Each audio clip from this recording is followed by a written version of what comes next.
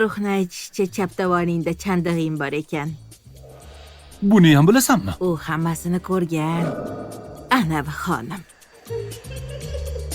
Romantika va komediya janridagi ushbu dorama juda sokin va yoqimli atmosferaga ega. Qahramonlarning muloqotlari tabiiy, ba'zan hazilga boy va hayotiy.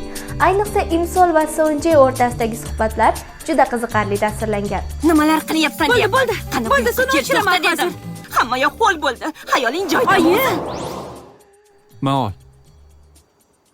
ertalabdan menga sovg'a olib keldingmi? Haligi tomingizdan uchib tushdi.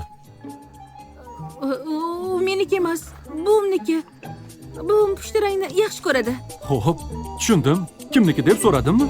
Shunisi e'tiborga loyiqki, bosh qahramon yigit Sonje rolini chuqur tasvirlash uchun daramadagi 4 ta saundtrekni shaxsan o'zi kuylagan va Sudden Shower qo'shig'i Melon chartining top 100 taligiga kirgan. Bu top 100 talikka hattoki key artistlar ham kirishi qiyin ekan. Doramadagi asosiy voqealar nafaqat sevgi haqida, balki o'z hayotini boshqarish, yangi imkoniyatlarni izlash va haqiqatlarni qabul qilishdan iborat. Sonjeni tut va qoch doramasini Riya Play platformasida tomosha qiling. Bizni ijtimoiy tarmoqlardagi sahifalarimizni kuzatib borishni ham unutmang.